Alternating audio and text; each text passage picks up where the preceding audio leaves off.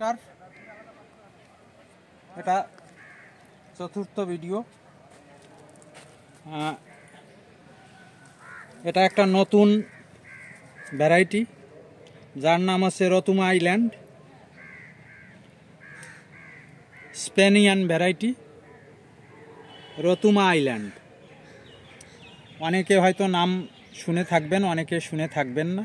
হ্যাঁ, একটা বৈশিষ্ট্য আছে এই গাছের, দুবার ফল হয়। রতুমা আইল্যান্ড একটা অরেঞ্জ।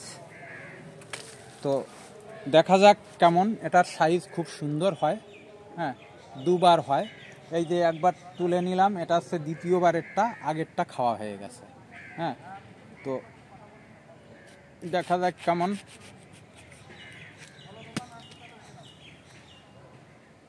কালার তো সুন্দর, অসাধারণ।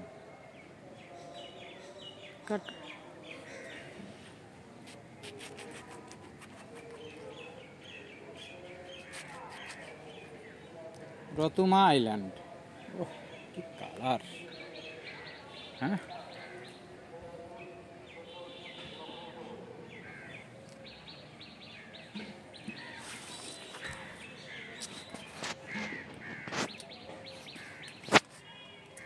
নিজে খেয়ে নিজে কি বলবো, সত্যি আমার তো মুখ বেশি ভালো না, তাও আমার বেশ ভালো লাগছে। বেশ ভালো লাগছে মানে খুবই ভালো লাগছে।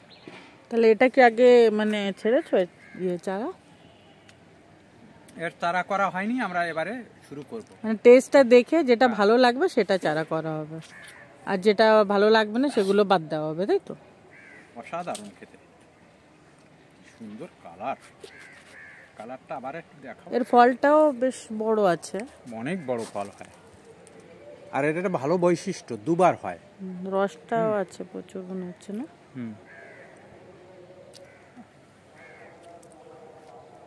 এবারে একটু রসটা দেখাই কেমন আছে।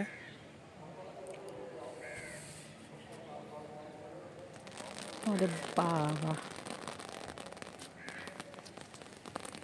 এর একটা ফল 1 গ্লাস হবে আমার যা মনে হয়। ছোট মোটা। এটা টেস্ট কি টক মিষ্টি, মানে কেমন? হালকা মিষ্টির ভাব বেশি, টকের ভাব কম আছে। টক একটু টক না হলেও ভালো, হালকা টক আছে, কিন্তু মিষ্টিটাই খুব বেশি। তো নিঃসন্দেহে এই ভ্যারাইটিটা করা যাবে, আমরা করব রতুমা আইল্যান্ড বলেই। আর আমি যে সোর্স থেকে পেয়েছি আমি নিশ্চিত যে এই ভ্যারাইটিটা ঠিক আছে। নমস্কার, আজ এই পর্যন্ত।